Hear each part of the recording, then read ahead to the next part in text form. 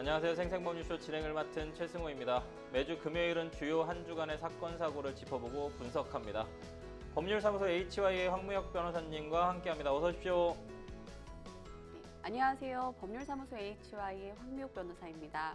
변호사님, 추석 명절 잘 보내셨습니까? 예, 여느 때보다 하루 정도 더 길어서 네. 단단히 벼르고 네. 명절을 즐겼는데 네. 아직까지도 회복되지 않은 것 같습니다.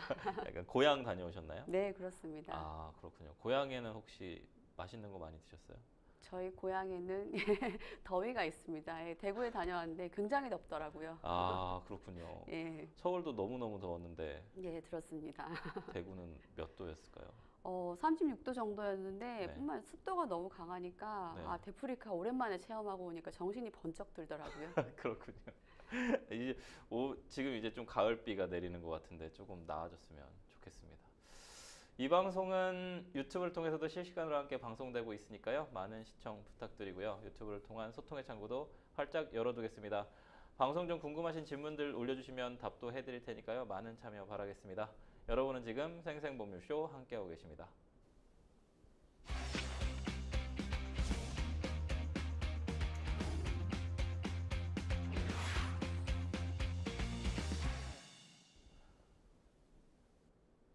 첫 코너는 생생 코멘트입니다. 생생 코멘트는 각 분야에서 화제가 되고 있는 인물들과 이슈를 주제로 그 말을 하게 된 배경과 의미를 다양하게 풀어내는 코너인데요.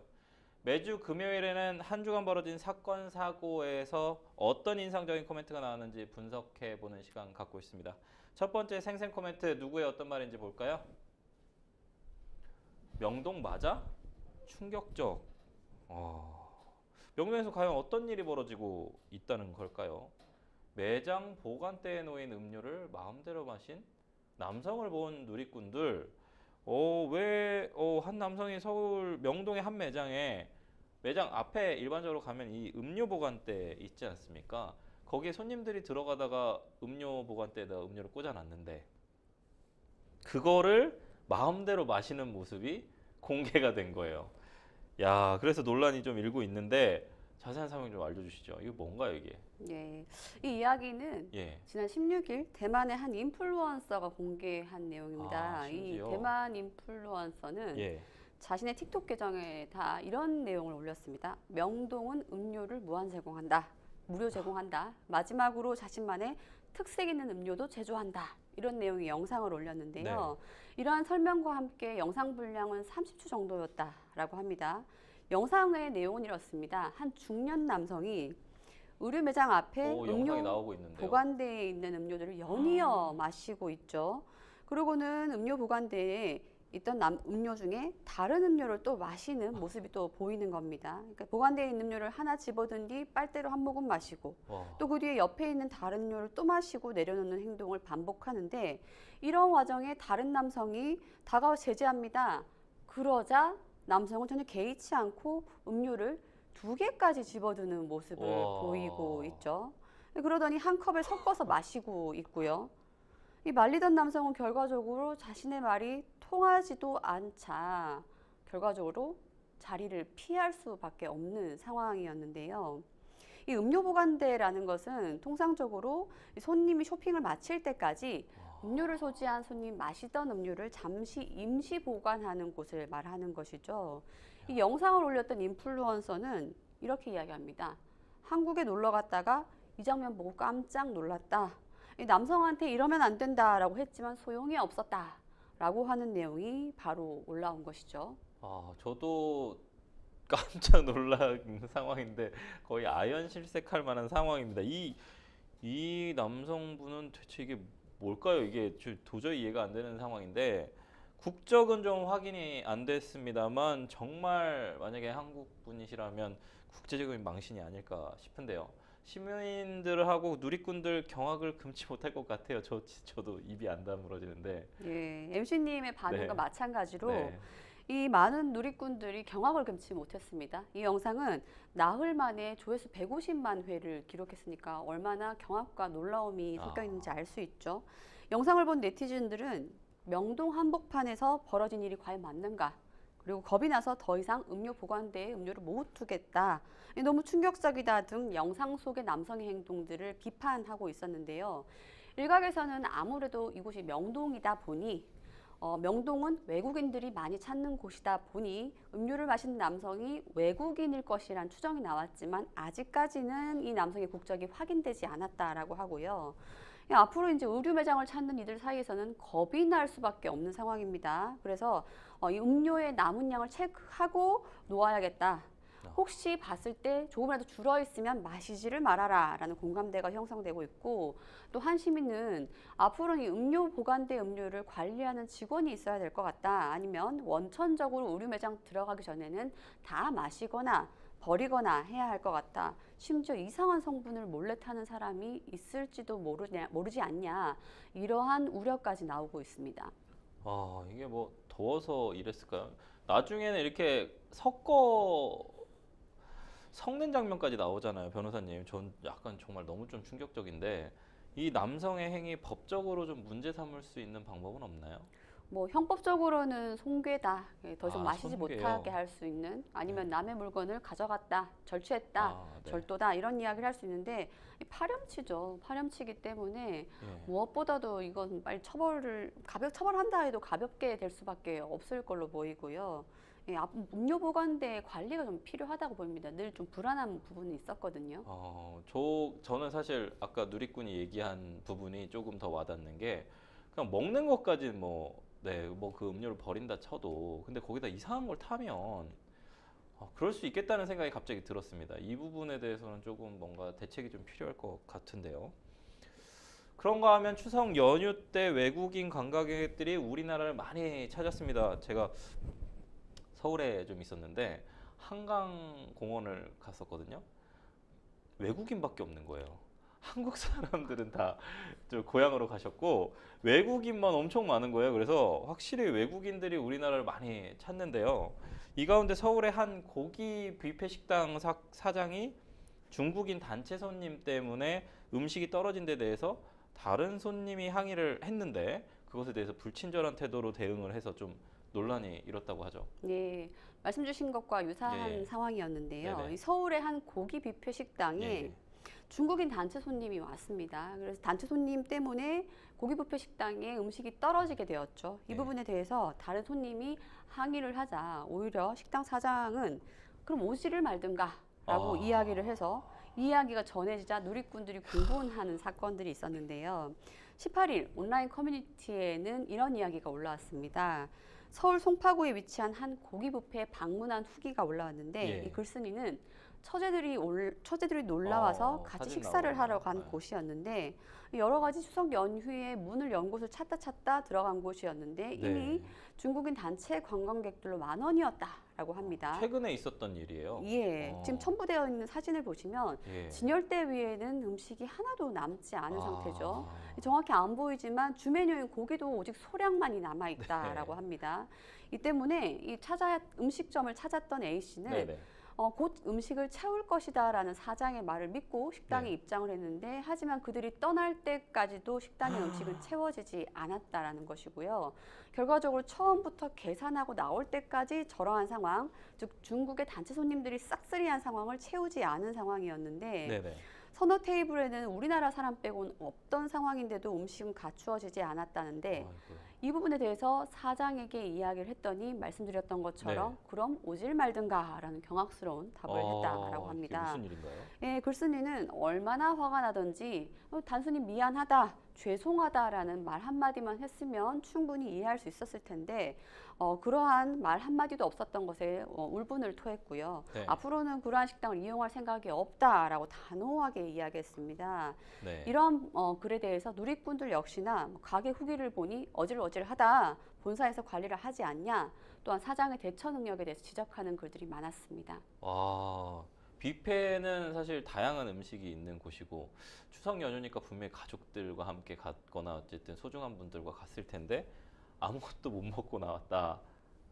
이것도 좀 충격적인데 본사에서 관리를 안 하나 이런 얘기 나오는 거 보니까 약간 좀 가맹점 프랜차이즈 뷔페 식당인가 보죠. 그 부분 좀 있을 것 같은데 저는 좀 궁금한 게 손님이 당연한 요구를 한 건데 만약에 방금 얘기 드린 것처럼 음식을 만약에 먹지를 못했다면 환불 가능한 사안인가요, 변호사님? 예, 이 사안은 다행스럽게도 이용한 손님이 네. 처음에 들어갔을 때의 상황과 나올 때의 상황을 모두 촬영을 해서 네. 뷔페 식당으로 믿고 들어갔는데 뷔페는커녕 한 끼도 제대로 못 먹었다라는 네. 부분이 입증이 될 것으로 보이고 그래서 환불이 충분히 가능할 것으로 생각됩니다. 그 환불 어디다 요청해야 되나요?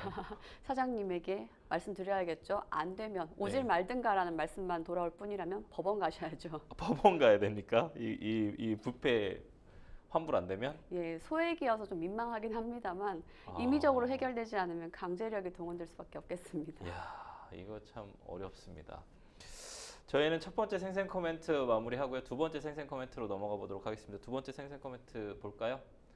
돈은 세컨드에게만. 와, 더 충격적인 내용인 것 같은데요. 아, 칼럼니스트 조용현 씨. 이런 발언이 어떤 상황에 나왔는지 좀 보면 한국지역난방공사가 최근 전 임직원들을 상대로 진행한 인문학 강연에서 이제 칼럼니스트 오신 거죠. 성차별적 발언 등 좀 부적절한 내용이 포함된 것으로 드러나서 논란이 일고 있습니다. 조용헌 칼럼니스트님인데 어떤 발언이 어떤 상황에 나온 겁니까? 예, 한국지역난방공사가 네. 최근에 전 임직원들을 상대로 진행한 강연에서 네. 말씀 주셨던 것처럼 성차별적 발언 등 부적절한 내용이 포함되어 있었다라는 것이 네네. 알려졌고 이 때문에 또 내부 반발까지 이어졌다고 하는데요. 네.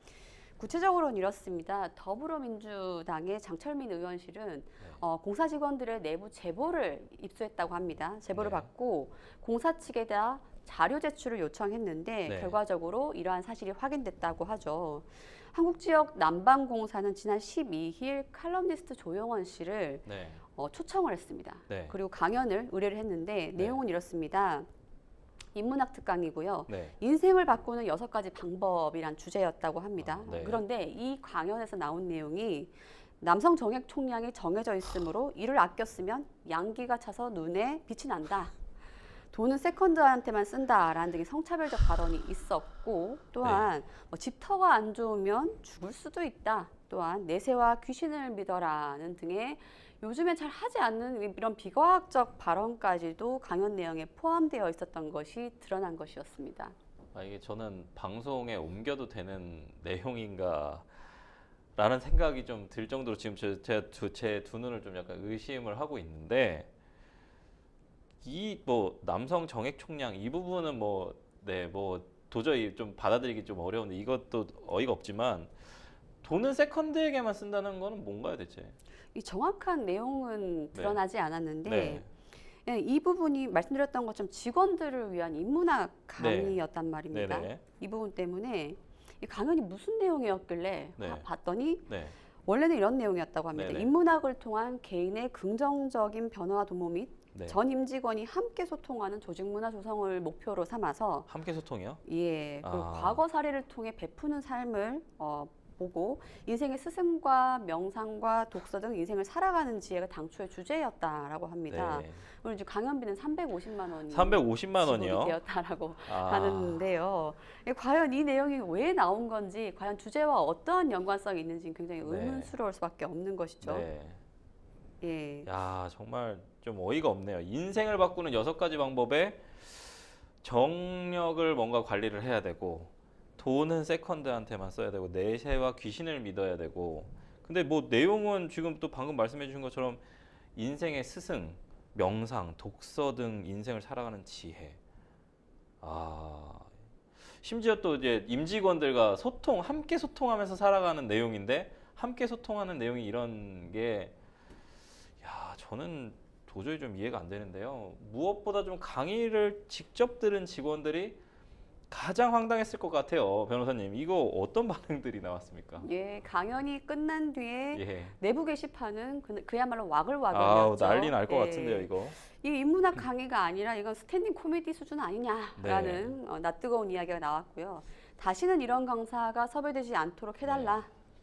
또 이런 걸 왜 들으라고 한 건지 네. 이해가 되지 않는다라는 등의 강도 높은 비판 댓글이 일었는데 네. 이와 관련해서 한국지역난방공사 측은 분명 강의 전에 강의 자료를 미리 검토했을 때에는 이런 내용이 없었다라고 하면서 특강 후에 분명히 직원들에게 내부 사과글까지 올렸다라고 합니다. 아니 이제 한국 지역 난방공사면은 결국은 예산 강의를 350만 원도 결국 국민 혈세에서 나가는 거지 않습니까? 국민들이 도저히 납득할 수 없는 지금 강의인 것 같은데 거의 성인 코미디도 이런 수준은 안 할 것 같아요. 아, 이거는 사실 조금 문제 제기가 좀 필요할 것 같고 감사가 돼야 되는 내용일 것 같은데요. 이게 감사는 할까요? 아, 변호사님, 이거 왜냐하면 국민 세금이 들어간 부분이기 때문에 사실상 이 국정감사에서 상당히 큰 의미 있는 질문들이 될 거는 같습니다. 두 번째 생생 코멘트 마무리하고요. 세 번째 생생 코멘트 넘어가 보도록 하겠습니다. 세 번째 생생 코멘트 볼까요? 우리는 야구 방망이로 맞았다. 또 자극적입니다. 이게 왜 맞았다는 걸까요? 문신을 보여주면서 중학생을 위협한 학원 교사들입니다.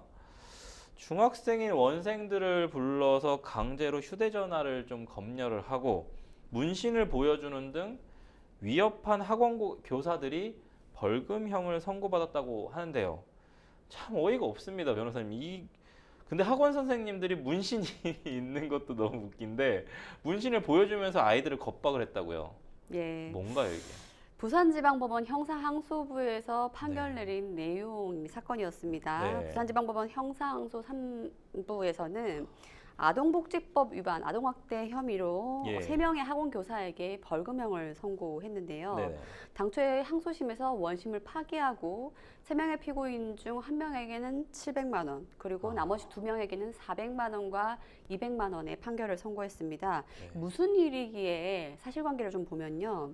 이들 3명의 학원 교사는 2021년 12월 20일로 거슬러 올라갑니다. 네네. 당일에 오후 6시에 부산에 위치해 있는 한 학원에서 중학생인 원생 7명을 지하실로 불러내립니다. 그리고 그곳에서 여러 차례에 걸쳐 학생들에게 사과하라라는 사과를 강요했고요. 또한 원생들의 휴대전화를 빼앗아서는 2~3시간 동안 휴대전화를 검열을 했다라는 혐의가 있다고 합니다. 이쯤 되면 도대체 학생들이 무슨 잘못을 했길래 라는 궁금증이 드는데요. 조사 결과 학생들은 이 학원에 대해서 비방했다라는 글을 올린 걸로 학원 교사들이 이와 같은 범행을 저질렀다고 하는데요. 이뿐만이 아니라 이 학원 교사들은 원생들에게 또한 공포심과 불안감을 유발하는 휴대전화 문자메시지, 정보통신망법 위반이죠. 네. 이걸 또 17차례에 걸쳐서 보냈던 것으로 드러났습니다. 네. 또한 당시 의자에 앉아있는 중학생 원생들의 다리를 발로 걷어차는 등 위협적인 행동도 했었고요. 마지막으로 좀 전에 말씀드렸던 것처럼 네. 팔에 문신을 보여주면서 우리 때였으면 야구 방망이로 벌써 몇 대 맞았다라면서 겁을 주기도 했다라고 합니다. 그러니까 어른이 아이와 똑같이 대응을 하는 게 참 어이가 좀 없습니다. 야구 방망이로 맞았으면은 아이도 야구 방망이로 맞아야 된다는 뜻인가요? 이게 도저히 좀 이해가 좀 안 가는 상황인데 학교 교사들은 애초 아동학대 혐의가 좀 인정이 돼서 약식 기소됐지만 정식 재판을 청구했다고 하는데요. 재판부의 판단 결과, 지금 뭐 항소심 결과는 저희가 들었습니다만 1심 판결이랑 좀 이런 내용 좀 알려주시죠. 예, 말씀 주신 것처럼 이들에 대해서는 애초 아동학대 혐의가 네. 인정된다라는 이유로 벌금 500만 원, 300만 원, 200만 원의 약식 기소가 됐고 같은 금액으로 약식 명령이 내려졌습니다. 이 혐의가 이렇게 황당하고 위중한데 어떻게 벌금형이냐라고 예. 이해하실 수 있겠지만 특별히 아동학대 범죄 전력이 없는 이상 통상적으로는 이 보호처분 정도로 그치는 것이죠. 수강명령 등 내리는데 정식으로 벌금형이 선고됐다는 자체가 좀 위중하다라는 표현이라고 해석해 네. 주시면 되겠습니다. 네. 이렇게 약식명령이 선고가 됐는데 이 피고인들이 부당하다라면서 정식 재판 청구를 했습니다. 재판 네. 과정에서 벌금 낼 돈이 없나라고 해서 정식 재판 청구의 이유를 봤더니 그것이 아니라 이 피고인들이 하는 말이 원생들에게 공포심과 불안감을 조성한 바 없다. 심지어 이 원생들은 자발적으로 그들끼리 모여서 반성한 것이다. 그래서 아이들이 반성하려고 일부러 지하실로 내려간 거다. 이렇게 주장을 했다고 하죠. 이 이야기를 들은 재판부는 화가 났겠죠. 재판부가 화가 나서 결과적으로 당초 약식 명령은 500, 300, 200이었는데 네. 이보다 더 많은 형인 벌금 1,000만 원과 500만 원과 300만 원을 선고를 해버렸습니다. 네. 이유를 좀 들어보면 네. 1심 재판부는 이렇게 이야기합니다. 피고인들은 학생들이, 원생들이 학원을 비방했다는 이유로 폭언과 협박을 일삼았다. 그리고 이들을 일괄 소집해서 휴대전화를 강제로 열게 하는 등 사적 제재를 가했다. 라면서 양형 이유를 밝혔고요. 무엇보다도 이들이 자신은 공포심과 불안감을 조성한 바 없고 학생들이 자발적으로 모여서 반성한 것이다 주장했지만 이러한 주장 받아들이지 않는다라고 했습니다. 이러한 이유를 밝히면서 약식 명령보다 더 높은 금액, 이례적이죠. 더 높은 금액으로 1,000만 원, 500만 원, 300만 원을 선고했습니다. 네. 이 내용에 대해서 피고인들은 다시 항소를 제기했고요. 항소심 재판부는 피고인들이 공모하여 피해 아동들을 정서적 학대한 점 분명히 인정됩니다만은 그럼에도 불구하고 원심의 형량은 범행 동기 등을 보았을 때 다소 무거워 보인다라고 하면서 다소 감액하여서 700만 원과 400만 원과 200만 원의 항소심 판결을 선고하게 된 것입니다. 상당히 재밌는 판결인 것 같은데, 야, 이러면은 사실은 변호사님들도 힘들고 다른 판사님들도 좀 힘들 것 같은데, 이게 좀 한번 좀 분석을 좀 저는 해볼 필요가 있는 거고, 우선은 피고인들이 반성은커녕 좀 발뺌한 것도 너무 괘씸하고 너무 좀 화가 나는 일인데, 검사가 청구한 약식 기소가 500, 300, 200이었는데 1심에서는 그거의 한 2배인 1,000만 원, 500만 원, 300만 원이었단 말입니다. 근데 또 항소심에서는 또 감형이 됐어요. 700, 400, 200으로요. 야, 이거 뭐 어떻게 보시나요, 변호사님? 이 뭔가 고무줄처럼 왔다 갔다 하는 듯한 형량. 결과적으로 약식 명령보다는 더 높은 금액이 선고된 건 맞습니다. 네, 네. 근데 원래는 약식 명령에 불복해서 정치판 청구했을 때에는 예. 감형만 되거나 그냥 기각만 가능했었는데 과거에는 그랬죠. 그랬죠? 예. 그런데 너무 정치재판 청구가 남용되다 보니 그렇죠. 예. 함부로 정치재판 청구하고 심지어 예. 이유를 들어봤을 때 타당성이 너무 없다 네. 하면은 즉역할 수 있도록 형사소송법이 개정이 네, 됐습니다. 개정됐죠. 이러한 예. 내용인 거고 네. 무엇보다도 피고인들의 변론 내용이 터무니가 없다는 1심 재판부의 확인적인 의미가 아닌가 싶습니다. 특히 피고인들이 반성이 전혀 없다라는 것이죠. 심지어 교사들이었어요. 아이들을 올바르게 좀 가르쳐야 할 교사들인데 너무나도 어이없이 자신들이 아동학대 행위로 나아가는 공모까지 하고 실제로 야구방망이로 맞았어야 된다 이런 말들도 했다는 게 있는데 그 부분에 대해서 발뺌을 한다. 아이들이 스스로 반성한 것이다. 아, 변호사님 이거 어떻게 해야 될까요? 이거. 네. 글쎄요. 일단 이 사안에 대해서는 말씀드리고 싶은 거는 이 라떼 하면은 꼰대 취급받는다라고 네. 이야기를 하는데 내용도 나오죠. 우리 때였으면 뭐 벌써 몇 대 맞았다 이런 이야기를 하는데 이 30대, 40대 분들에게 말씀드릴 부분은 우리 때 대우받았던 거 그대로 했다가는 아동학대 전과 생기시니까 네. 세상 바뀐 거 이제 아시고 요즘 네. 상황을 빨리 눈치채시면서 아이들에게 걸맞는 대우를 하셔야 됩니다. 그렇죠. 저는 개인적으로 이런 교육에 대한 마인드가 좀 잘못되신 분들은 교육계에서는 좀 발을 못 붙이게 법령이 좀 있어야 되지 않나. 성범죄뿐만이 아니라요. 저는 사실 아이들에게 이렇게 가르치는 것이 올바른 것인지 전혀 도저히 납득이 좀 안 되거든요. 지금까지 생생 코멘트 만나봤고요. 저희는 뉴스픽스로 다시 돌아오도록 하겠습니다. 여러분은 지금 생생법률쇼 함께하고 계십니다.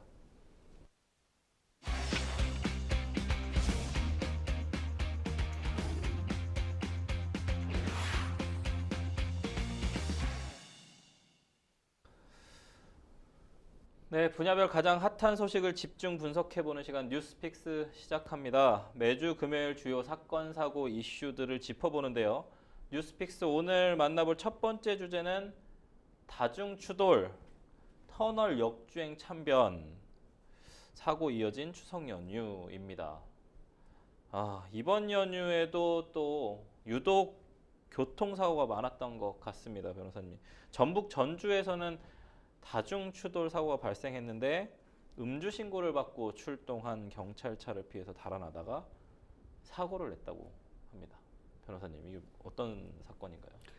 예, 이번 추석 연휴에는 여러 차례 교통사고가 좀 많이 났었죠. 예. 추석 당일인 17일에 특히 전국 곳곳에서 크고 작은 교통사고가 잇따랐습니다. 고창에서는 차량 세대가 뒤엉키면서 네. 일가족 4명이 다친 사건도 있었고요. 아, 네. 가장 충격적이었던 것은 전북 전주에서 네. 일어났던 사건이었죠. 둘 다 전북이네요. 예, 네. 순찰차를 피해 달아나던 차량이 다중 추돌 사고를 냈다라고 네. 합니다. 구체적인 내용을 좀 보면 17일 추석 당일이었죠. 전주 효자다리 인근 도로에서 차량 4대가 추돌하는 사건이 발생했는데요. 네. 전북특별자치도소방본부와 전주 완산경찰서에 따르면 이날 17일 오전 7시 55분경에 완산구 중화산동, 전주의 가장 번화가이죠. 이쪽 동네에서 효자다리 인근 도로에서 20대 A씨가 몰던 SUV 차량이 다른 차량 3대를 추돌하는 사고가 발생입니다. 아, 네. 이 사고로 SUV 차량을 몰던 20대 A씨는 동승자 B씨 20대였습니다. 이 사람과 함께 머리 등을 크게 다쳐서 중상을 입었다라고 하고요. 다른 추돌 당한 차량들 내에 있는 탑승자 5명은 경상을 입고 인근 병원으로 옮겨졌다라고 합니다. 왜 이런 일들이 발생했냐 봤더니 당시에 이 사고를 발생시켰던 A씨는 음주운전 의심 차량으로 신고를 당한 상황이었다고 합니다. 이 때문에 순찰차가 이 A씨의 차량을 추적을 하고 있는 상황이었는데 음주운전 의심으로 추적을 당하던 상황을 피해서 약 5분간 도주 중이었다라고 합니다. 이후에 신호등이 적색 신호에서 신호 위반을 시도하던 A씨의 차량은 청색 신호에서 직진하던 다른 차량 한 대와 추돌을 하게 되었습니다. 즉 적색 신호임에도 불구하고 무시하고 가다가 다른 방향의 차량과 추돌을 해버린 것이죠. 그 과정에서 전복이 되어버렸고 신호 대기 중이었던 다른 차량 2대를 연달아 덮쳤다라고 합니다. 이 경찰 관계자에 따르면 사고를 발생시켰던 그 20대 A씨는 굉장히 심하게 다친 상태라 일단은 체열을 위한 영장을 발부받은 이후에 구체적인 음주 측정을 하겠다라고 밝혔다고 합니다. 이 사고 운전자는 좀 물론이고요. 여러 명이 좀 부상을 입었습니다. 실제 조주하다가 사고가 나기도 했고 음주운전에 더해서 어떤 혐의가 좀 가능한지 처벌 수위 지금 7명 준경상인데 처벌 수위는 좀 올라갈 것인지 좀 법적으로 좀 판단 좀 해주시죠. 예, 기본적으로 도로교통법 위반의 음주운전 네. 혐의는 피할 수 없을 네. 것으로 보이고요. 뿐만이 아니라 만약에 실제로 음주운전을 했다라고 하면 네. 위험한 상태에서 운전을 하던 도중에 다른 사람을 다치게 했기 때문에 지금 인명피해가 여러 명이지 네, 않습니까? 그렇죠. 이런 상황이기 때문에 특정범죄 가중처벌 등에 관한 법률에 따른 네. 위험운전치상죄도 적용될 네. 수 있을 것으로 보입니다. 네.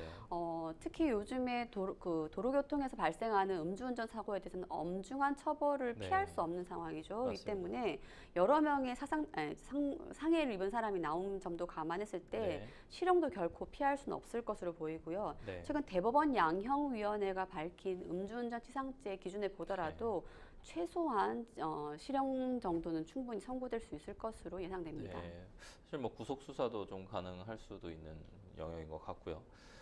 그런데 추석 전날인 16일에는 강원 영월 터널에서 역주행 사고가 발생을 했는데 안타깝게도 일가족이 참변을 당했다고 변호사님. 예, 또 하나의 사건은 추석 전날이었습니다. 16일 새벽 강원도 영월군의 한 터널에서 예. 마주오던 차량 2대가 서로 정면 충돌하는 사고가 네. 발생했습니다. 이 때문에 일가족 6명을 포함한 총 7명이 숨지거나 다친 사건이 발생했는데요. 네.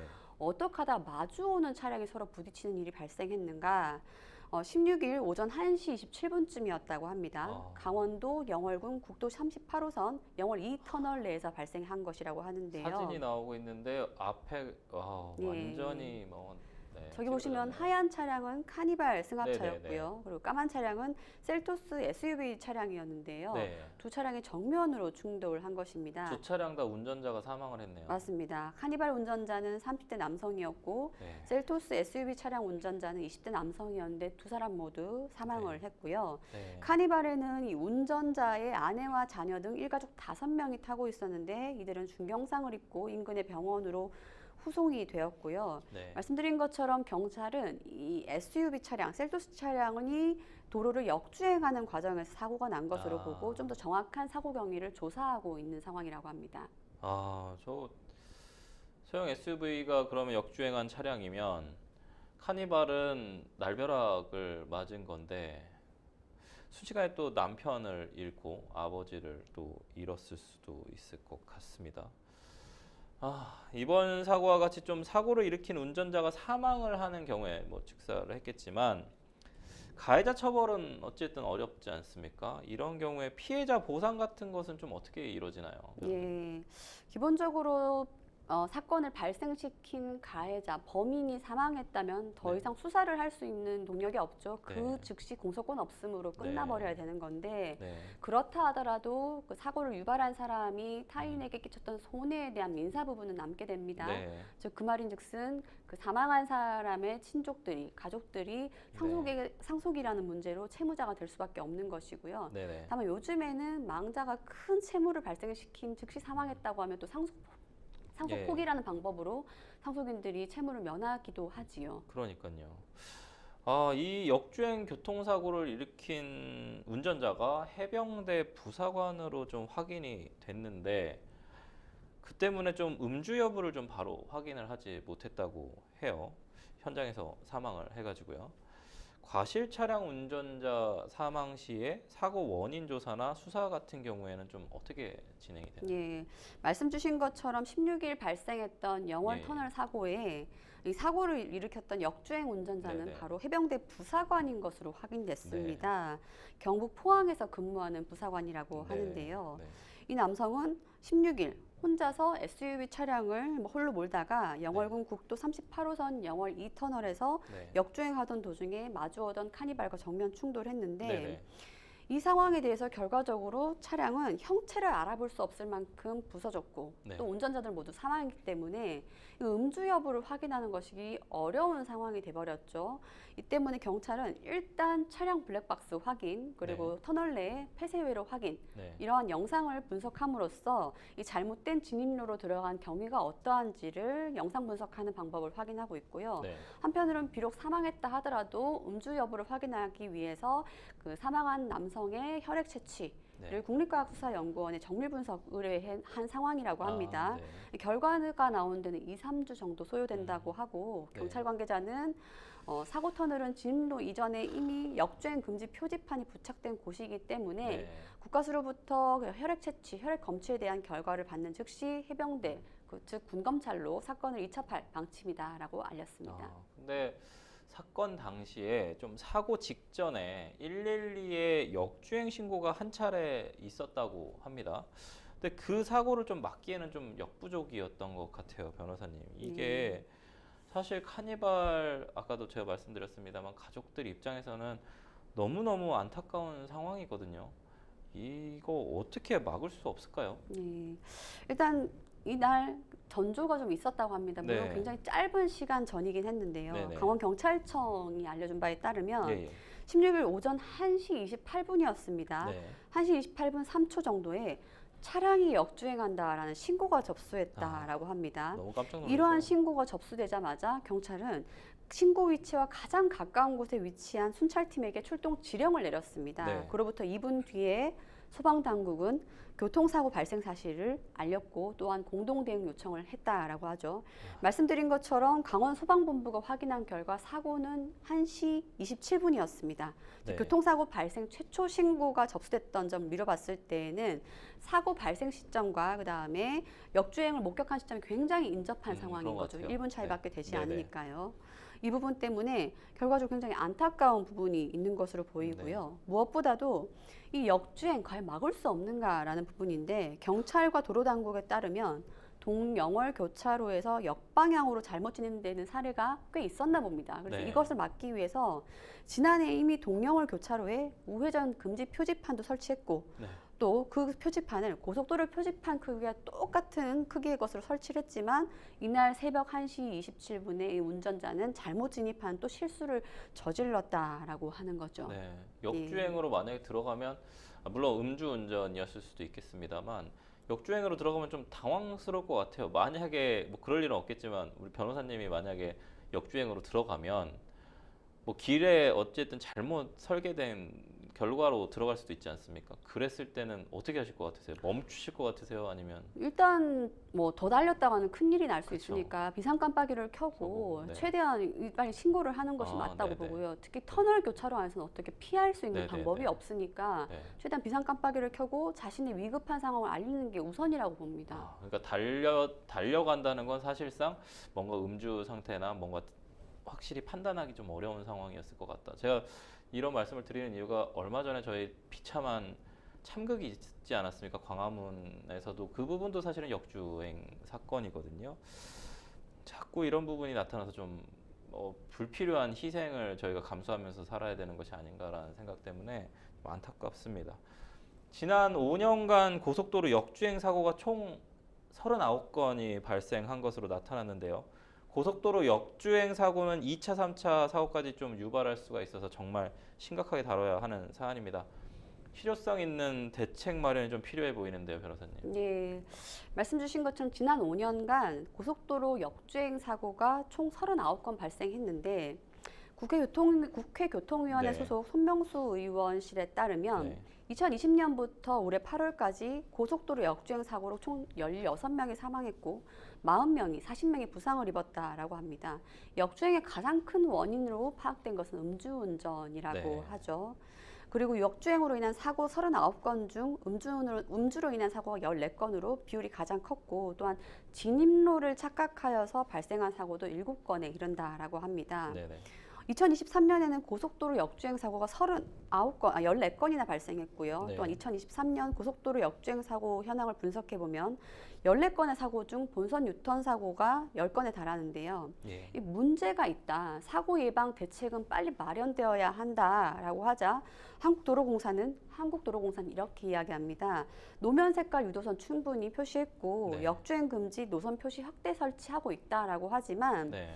이 손의원실도 그렇지만 제 의견도 마찬가지인데 네네. 이 실효성 있는 대책이 필요하다라는 것입니다. 아직까지도 아찔아찔하면서 역주행이냐 아니냐 섬뜩할 때가 있는데 이런 점 본다면은 특히 역주행 사고는 단순 그 역주행했다라는 도로교통법 위반이 아니라 2차, 3차 중대한 사고로 이어질 수 있는 점 충분히 네. 감안한다면 이 정도의 색깔 표시로는 부족하다고 보이고요. 네. 원천적으로 차단할 수 있는 방법을 강구해야 된다고 보입니다. 그렇죠. 도로 설계를 다시 해서 도로공사를 다시 한다든지 우리는 면피용 답변을 원하는 거는 아니지 않습니까? 내가 색깔 칠했으니까 그거는 운전자가 조심했어야지라는 그런 답변을 듣고 싶어서 뭔가 사람이 지금 죽어나가는 상황에서 심지어 한 번이 아니라 똑같은 장소에서 반복적인 사고가 발생을 하면 구조적인 문제일 수 있는 거지 않습니까? 그런 실효성 있는 대책 마련이 좀 필요해 보입니다. 저희는 첫 번째 뉴스픽스 마무리하고요. 두 번째 뉴스픽스 주제로 넘어가 보도록 하겠습니다. 두 번째 뉴스픽스 볼까요? 홀로 간병 부담에 60년 같이 산 치매 아내 살해입니다. 또 안타까운 사건이 발생을 했는데요. 치매 아내를 살해한 80대가 항소심에서 징역 3년을 받았습니다. 어떤 사건이고 법원이 어떻게 판단한 것인지 변호사님 좀 짚어주시죠. 예, 치매에 걸린 70대 아내를 4년 동안 병간호해 오다가 살해한 뒤에 스스로 네. 극단적인 선택을 했던 80대 남성이 재판에 회부되었었습니다. 네. 항소심에서도 징역 3년을 선고받는 결과를 받았습니다. 피고인은 이렇게 이야기했습니다. 자식들에게 부담을 줄 수 없다는 생각에 결과적으로 60년을 함께 살아왔던 아내를 살해하고 스스로 자신도 생을 마감하려 했다라고 이야기를 했다고 합니다. 이 판결은 수원고등법원에서 선고되었습니다. 네. 형사 일부 재판부였는데요. 살인 혐의로 기소되었던 80대 남성에게 원심도 징역 3년, 그리고 수원고등법원 항소부도 징역 3년을 선고했습니다. 항소심에 이른 것은 피고인도 양형부당을 이유로, 검사도 양형부당을 이유로 각각 항소를 했는데 양측 항소 모두 기각하고 원심 판결을 유지하는 내용이었습니다. 네. 재판부는 이렇게 이야기했습니다. 피고인이 현재 이미 본인도 80대 남성입니다. 기억력 저하 등을 겪으면서 수용생활, 즉 구치소나 교도소 생활에 어려움이 있다는 부분이죠. 이런 점 감안하고 또 피고인과 검사가 주장하는 양형 사유는 이미 원심에서 충분히 감안된 것으로 보인다라고 해서 원심 판결을 그대로 유지를 했는데요. 1심의 내용이 무엇인가를 보았더니 1심은 결과적으로 이 남성에 대해서 자신과 60년을 함께 배우자로 살아왔던 아내를 살해한 것으로 이 살인은 분명히 위중하다라는 것은 전제로 삼았습니다. 즉 절대적인 가치를 지닌 사람의 생명을 빼앗는 것은 결코 허락될 수 없다는 것은 분명히 했고요. 다만 뭐 어쩔 수 없죠. 피고인이 피해자, 살해 피해자를 오랜 동안 성실히 부양해 왔고, 또한 피해자가 4년 동안 알츠하이머 진단을 받았고, 또 피고인이 단독으로 피해자를 간호도맡아 왔던 점, 또한 피고인 본인조차도 고령의 나이에 심신이 굉장히 쇠약한 점 등등을 보아 충분히 알츠하이머 환자를 혼자 돌보는 데는 한계에 도달한 것이 아닌가, 이런 점을 유리한 정상으로 참작해서 징역 3년을 선고했습니다. 잠시 좀 보면은 이 피고인은 경기 수원시에서 위치한 자택에서 70대인 아내를 목을 졸라 살해했는데, 애초에 아내에게는 독성이 있는 약을 먹였다라고 시작을 했습니다. 그런데 아내가 독성이 있는 약에도 불구하고 별다른 반응을 보이지 않자 피해자의 목을 직접 조른 것으로 드러났고요. 그리고 범행 후에 피고인 80대 남성은 스스로 아내와 같은 약을 먹음으로써 자살을 하려고 시도했던 것으로 보입니다. 이 공소 사실에 보면은 우리가 좀 구체적인 내용을 알 수 있지 않습니까? 예. 확인하면은 피고인은 치매 아내를 홀로 돌보다가 아내의 상태가 더 악화되면서 심리적이고 육체적 부담이 더 커졌다라고 합니다. 그리고 말씀드린 것처럼 이대로 갔다가는 자식들에게 큰 부담을 줄 수 있겠다라는 생각이 들어서 내가 먼저 아내를 살해하고 나도 뒤따라 가야겠다라는 생각을 하면서 이러한 범행을 저지른 것으로 드러났는데요. 범행 1년 반 전부터 자녀에게 나는 먼저 가겠다라는 등등의 극단적인 선택을 암시하는 문자를 보내기도 했고, 또한 이 80대 노인이 스스로 휴대전화를 통해서 극단적인 선택을 하는 방법 등을 검색한 이력도 나와 있었다라고 합니다. 너무 가슴이 먹먹해져가지고 제가 60년을 같이 산 아내거든요. 60년을 같이 산 아내인데 어찌됐든 뭔가 이 살해 행위인데 제가 너무 로맨스적으로 해석하는 건지는 모르겠습니다만, 어쨌든 80대 남편이 좀 병간호로 인해 심리적 육체적인 부담이 좀 컸음에도 자녀로부터 좀 적절한 도움을 좀 받지 못하고 홀로 감당하기 어려운 상황에서 크게 힘들어했던 것 같습니다. 그렇기 때문에 아내와 함께 동반 자살을 하려고 했었던 것 같고요. 참 화가 나기도 하고 좀 슬픈 현실입니다, 변호사님. 이 변호사님 좀 어떠신가요, 이 사안에 대해서? 글쎄요, 사회 각계각층에 있는 배려받지 못한 상황이 이렇게 비극적인 참사로 드러나는 것으로 보이는데요. 이러한 상황은 가정 내에서 방치하는 것은 결코 있어서는 안 된다고 보이고, 아울러 이 사건을 봤을 때 이분들의 자녀분들은 굉장히 좀 비참한 생각이 들겠다라는 혼자의 생각을 해봤습니다. 미안해 하기는 하려는지 그것도 참 의문인데, 저는 사실 아까 보면서 70대 아내 그래서 4년 병간호를 했거든요. 그 목 조를 때 그 심정이 어땠을지가 제가 감히 상상할 수 없는 그런 고통이라서 사실 조금 막막해지는 것 같습니다. 치매 가정에서 일어나고 있는 이런 비극적인 사건, 이제는 좀 전 정권에서도 치매 노인에 대한 좀 사회복지, 어떤 사회의 어떤 부조 이런 부분들에 대해서 좀 정책적으로 좀 마련한 부분들이 있었는데, 이제는 좀 무시하고 그냥 넘어갈 수는 없을 것 같아요, 변호사님.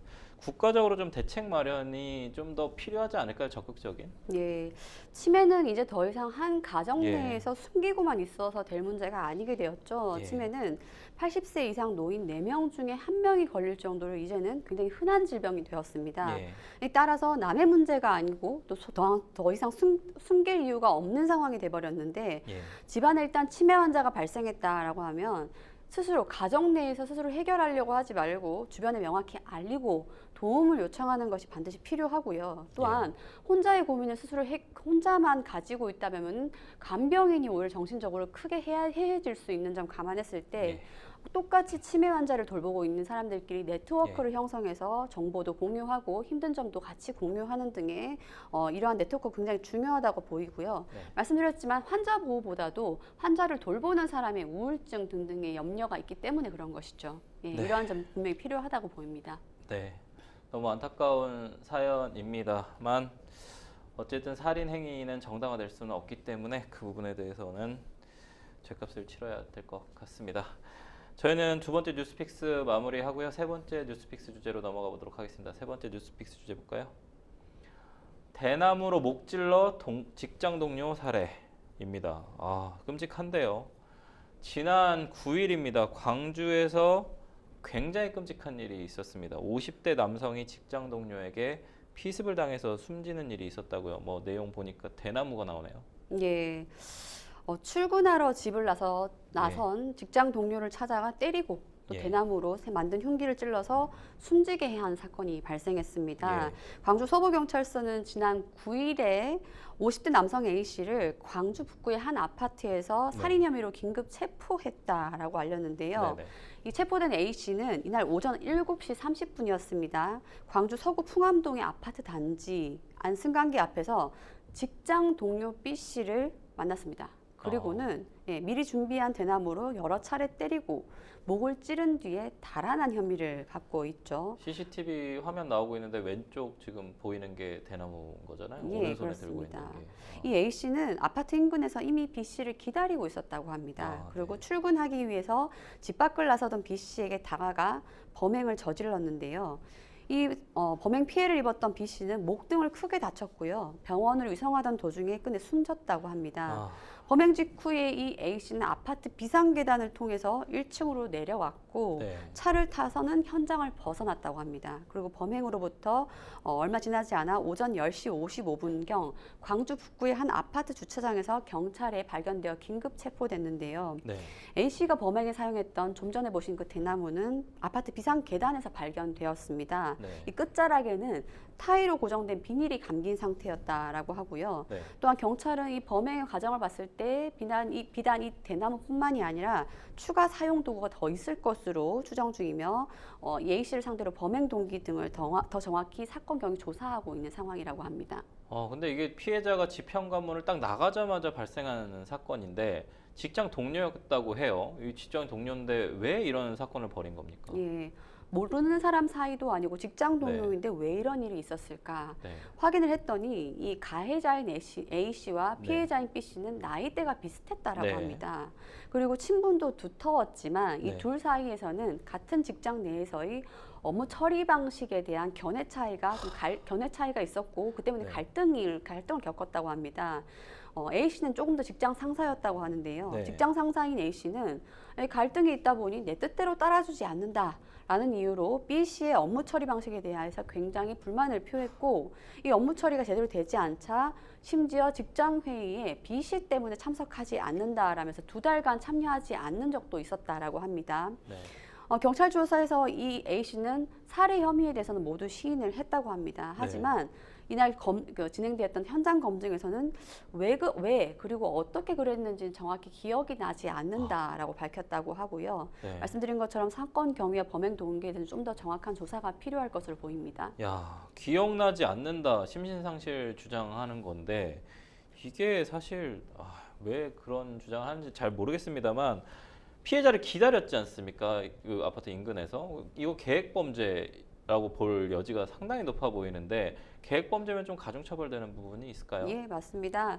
그 양형의 사유 중에 하나가 우발적이냐 아니면은 그렇죠. 오랫동안 범죄를 치밀하게 사전 계획했느냐에 네. 따라서 달라지는 부분인데요. 네. 이 범행 도구를 준비한 모습이나 아니면은 직장 동료의 집에 찾아간 부분 등등을 봤을 때에는 계획성을 결코 부인할 수 없을 것으로 보이고 네. 또한 포렌식 결과 등을 통해서 검색 기록도 확인을 할 것으로 보입니다. 네, 앞으로 재판이 좀 진행이 될 텐데 주요 쟁점하고 함께 좀 전망까지 좀 살펴봐 주시죠. 예, 어떻게 피고인 될까요? 피의자는 지금 왜 그랬는지 또 어떻게 그랬는지 정확히 기억나지 네. 않는다라는 애매한 답을 하고 있는데요. 말도 안 되는 범행의 주장이죠. 경위와 자신의 동기에 대해서 좀 다소 좀 숨기려는 부분이 예. 아닌가 하고 이 부분에 대해서 조사가 좀 이루어진다면 예. 혐의 자체에 대해서는 크게 문제가 없지 않을까 합니다. 그러면은 계획 살인으로 살인죄로 뭔가 하게 되겠죠. 예, 그렇습니다. 심신상실 주장은 좀 받아들여질까요? 조사를 해봐야겠지만 예. 이보다 더 중요한 사건인 경우에도 심신상실과 심신미약은 늘 번번이 기각되었던 받아들여지지 않았던 주장임을 본다면 네. 주장하더라도 여론의 공분만 불러일으키지 않을까 생각이 듭니다. 이게 좀 강력범죄지 않습니까? 이런 강력범죄가 좀 사회에서 좀 없어져야 할 것 같은데요. 참, 좀 안타까운 상황입니다.